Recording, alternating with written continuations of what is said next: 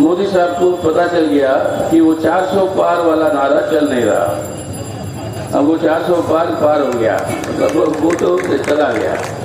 अब 200 पार भी होगा कि नहीं वो मुश्किल है। मोदी गारंटी, हम मोदी गारंटी देंगे, हम ये काम करेंगे, वो काम करेंगे, वगैरह वगैरह बहुत कुछ उन्होंने वादा करती थे। तभी हमने कहा था मोदी गारंटी का मतलब है जीरो गारंटी। एक भी वादा उन्होंने आज तक जो कहा वो पूरा नहीं कर पाए। प्रधानमंत्री के दफ्तर और घर के आसपास कोई काला कौवा नजर नहीं आना चाहिए। तो हमने बोला क्यों भाई, काला कौवा क्यों नहीं नजर आना चाहिए? जो कहता पुराना कहावत है और बॉबी सिनेमा में गाना भी बन गया था, झूठ बोले कौवा काटे, काले कौवे से डरी हो। आज जो है मोदी साहब काले कौवे से डरा हुआ है, इतना झूठ बोल रहा है कि कौवों को पूरों को बैन कर दिया अपने घर और दफ्तर के सामने।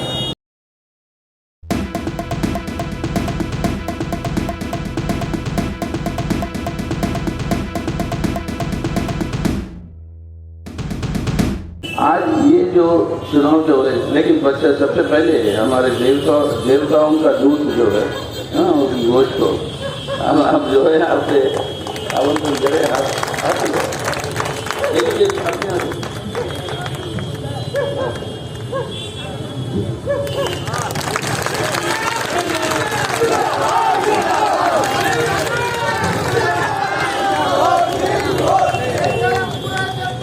అంటే అవుట్లే होना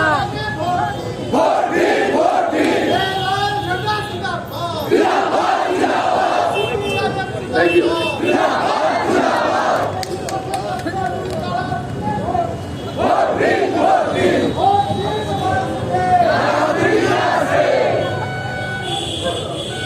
तो मैं आज कॉमरेड देवदूत घोष के लिए वोट मांगने आपके बीच में आया हूँ और इनको अब लोकसभा के सदस्य बनाकर भेजना आज के दिन हम मानते हैं अनिवार्य है। ये जरूरी इसलिए है क्योंकि जो चुनौतियां हमारे सामने हैं इस चुनाव में, इस चुनौतियों को अगर सामना करना है और हमें हमारे देश को आज, हमारे संविधान को, हमारे जनतंत्र को, हमारे जनवादी अधिकारों को अगर इन सब की सुरक्षा करनी है आज, तो ये जरूरी है कि आने वाले पार्लियामेंट के अंदर बहुत लंबी लड़ाई और बहुत ही मजबूत लड़ाई करने की जरूरत है। तो ऐसे लड़ाई करने के लिए ऐसे लोगों की जरूरत है जो आज इस लड़ाई को संपूर्ण तरीके से वहां पर कर पाएंगे। क्योंकि आज हर चुनाव का अपना महत्व होता है, लेकिन इस चुनाव का एक खास महत्व है। खास महत्व ये है कि आज के दिन हमारे देश की जो चरित्र है, जो कैरेक्टर है इंडिया का, जो एक धर्मनिरपेक्ष जनतंत्र का गणराज्य है, सेक्युलर डेमोक्रेटिक रिपब्लिक, जो ये कैरेक्टर है, इस कैरेक्टर को ही सबसे बड़ा आज जो है चुनौती है और यही सबसे बड़े खतरे के अंदर है। ये बात क्यों कह रहे हैं हम? पिछले 10 साल में आप पलट कर देखिएगा, मोदी साहब के शासन में हर पहलू से आप देखेंगे ये जो संवैधानिक व्यवस्था है हमारे भारत का, उसे जो है ध्वस्त किया जा रहा है। देश का संविधान 4 बुनियादी स्तंभों पर खड़ा है।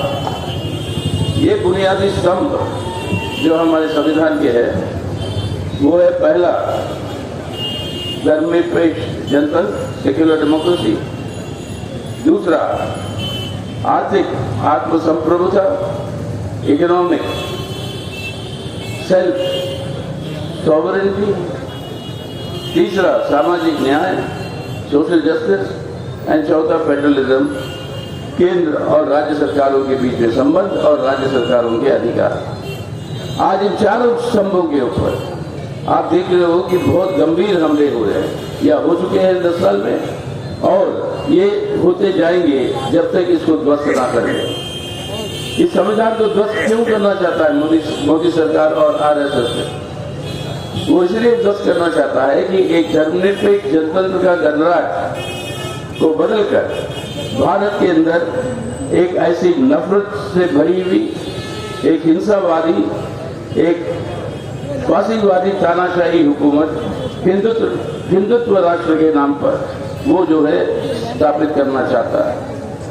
अगर ये फांसीवादी व्यवस्था को स्थापना करना है तो ये संवैधानिक व्यवस्था को ध्वस्त करना होगा।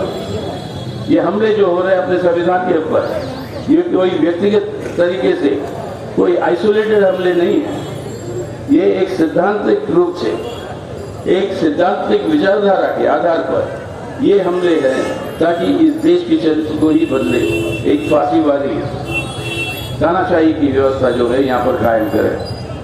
आज उससे अगर बचना है तो आज जरूरी है कि जो ये कोशिशें कर रहे हैं पिछले 10 साल से, ये मोदी सरकार को आज सत्ता से दूर रखना है और ये आने वाले चुनावों में हराना है। तभी हम भारत को बचा पाएंगे, तभी हम हमारे देश को बचा पाएंगे। और ये काम को पूरा करना है तो जितने ज्यादा सक्रिय वामपंथी सिपाही आप दिल्ली भेजोगे चुनकर, उतना ही ज्यादा हम ये काम के अंदर हम जो है कामयाबी हासिल कर पाएंगे। ये एक एक लेकर सबको आप विवरण देखिएगा। आज धर्मनिरपेक्ष जनतंत्र का ही बात देखो, आप धर्मनिरपेक्षता के बात पर क्या क्या हो रहा है। आज पहले 2 चरण के चुनाव जो हो चुके हैं, वोट पड़ चुका है। उसके बाद मोदी साहब को पता चल गया कि वो 400 पार वाला नारा चल नहीं रहा। अब वो 400 पार हो गया, मतलब वो तो चला गया। अब 200 पार भी होगा कि नहीं वो मुश्किल है। अब ऐसी हालत में उन्होंने प्लेट बदल दी। 400 पार करने वाली बात करते समय उनके नारे क्या थे?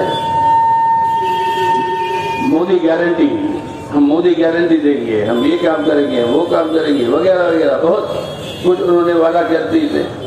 तभी हमने कहा था मोदी गारंटी का मतलब है 0 गारंटी। एक भी वादा उन्होंने आज तक जो कहा वो पूरा नहीं कर पाए।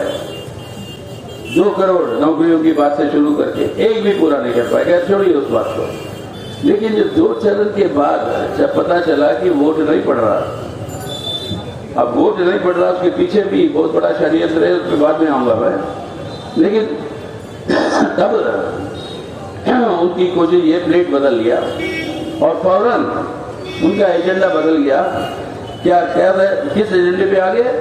नफरत फैलाने के ऊपर, मुसलमानों के ऊपर और अल्पसंख्यकों के ऊपर। फौरन राजस्थान के अंदर बांसवाड़ा में उसने सीधे सरासर झूठ बोला, और सरासर झूठ ऐसे बोला कि अगर ये इंडिया गठबंधन की सरकार आएगी, आप सबकी संपत्ति को लूट लिया जाएगा, हमारे माए बहनों की मंगलसूत्र को खींच लिया जाएगा और वो सभी मुसलमानों के बीच में बांट दिया जाएगा। अब इस तरीके की खुलेआम इतना बड़ा झूठ जो है कभी सुना।